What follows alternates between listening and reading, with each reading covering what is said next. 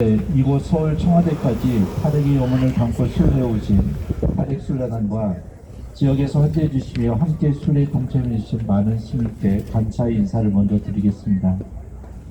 여러분이 걸어오신 순례의 여정이 이 나라와 온 세상에 생명과 평화의 희망을 전하는 과정이었기에 감사를 드립니다.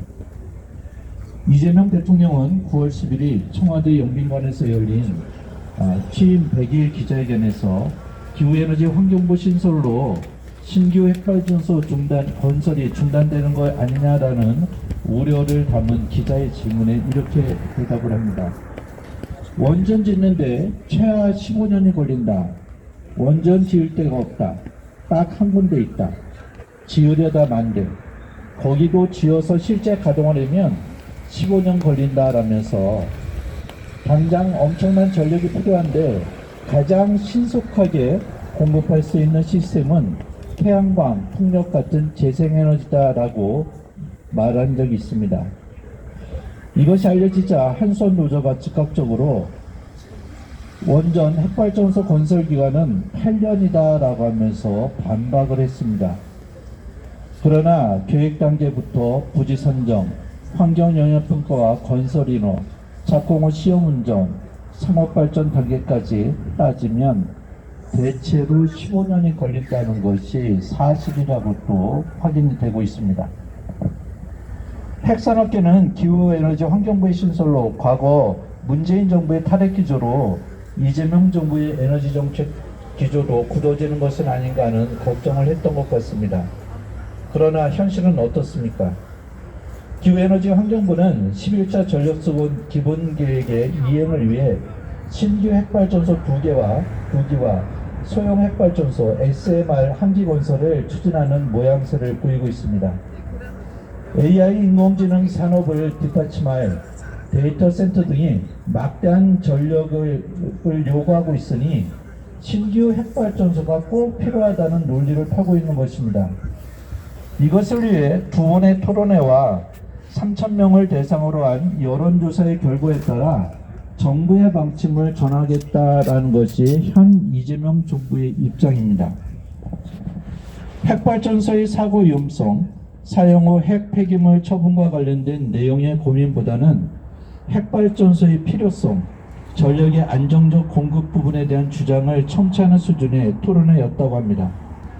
또한 기후에너지 환경부가 한국갤럽과 리얼미터를 통해 3,000명을 대상으로 한 여론조사 후에 신규 핵발전소 건설을 확정짓겠다고 했는데 최근 한국갤럽이 1,000명을 대상으로 신규 핵발전소 2기 건설이 포함되어 있는 11차 전력수분 기본계획 추진 여부가 재논의 중인데 어떻게 생각하냐 하는 물음에 여론조사를 한 결과를 공표하게 됐습니다.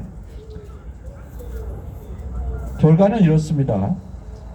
신규 핵발전소 건설 찬성 의견은 54%, 신규 핵발전소 건설 반대 의견은 25%로 나왔다고 합니다.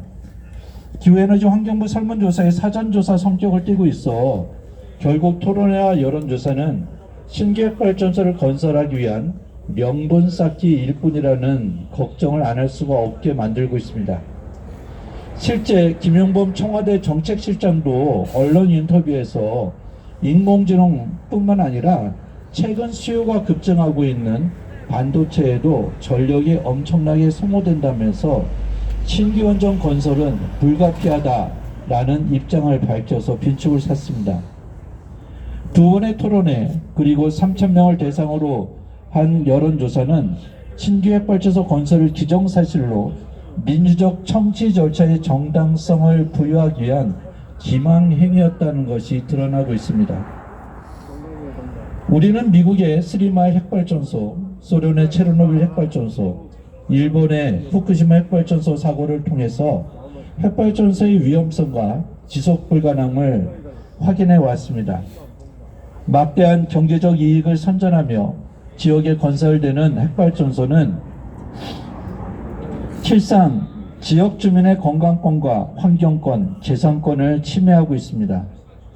다른 지역보다 월등히 높은 암 발병률이나 불안해서 이사해도 토지가 거래가 되고 있지 않는 불가능한 그런 상황들, 핵발전소로 인해 다른 산업체가 들어올 수 없어서 쇠퇴에만 가는 지역으로 전략해 버리고 마는 것이 핵발전소 입지 지역의 현실입니다. 한국갤럽의 여론조사 결과 서울 60%, 인천, 경기에서 54%가 신규 핵발전소 건설을 찬성하고 있다라고 밝혔답니다. 최대 전력 소비지인 수도권의 시민들에게 핵발전소의 문제는 자신의 일이 아닌 남의 일인 것입니다. 미래에 많은 전력이 필요하다는데 신규 핵발전소 건설에 찬성하십니까? 라는 질문이 아니라 후쿠시마와 같은 사고의 위험성과 사고 후 사용 후 핵 폐기물을 수십만 년 동안 보관해야 한다는데 핵발전소를 지어야 하겠습니까? 서울 한강변 여의도에 핵발전소를 짓는다면 찬성하시겠습니까? 라고 물었다면 어떤 답이 나왔겠습니까? 아마 전혀 다른 답이 나왔을 겁니다. 핵발전소는 철저하게 사람과 지역을 차별하고 현재와 미래 세대 간의 불평등을 조장하고 생명을 위협하는 방사능 누출의 위험을 상시 갖고 있기 때문에 그 자체로 인간의 존엄성을 가장 크게 해치는 시설이라 할 수 있습니다. 핵발전소와 짝을 지어 건설되는 고압 송전솔로는 우리 국토를 갈갈이 찢어놓고 경과지의 주민들을 사지로 내어몰고 있습니다. 핵발전소가 죽음을 조장하는 시설이라는 또 다른 증거이기도 합니다. 기후위기 시대 우리에게는 많은 시간이 없습니다. 지금 당장 탈핵을 선택하지 않으면 미래뿐만 아니라 현재도 위험에서 벗어날 수 없습니다. 모든 것의 판단 기준이 지금처럼 돈이었던 이집트의 고통스러운 상황에서 벗어나고자 했던 이스라엘 백성들에게 하느님께서는 생명과 죽음 중 선택을 하라고 명하십니다. 새로운 세상에서는 생명을 선택해야 함을 강조하고 계십니다. 사실 우리에게 주어진 선택은 여러 가지가 아닙니다.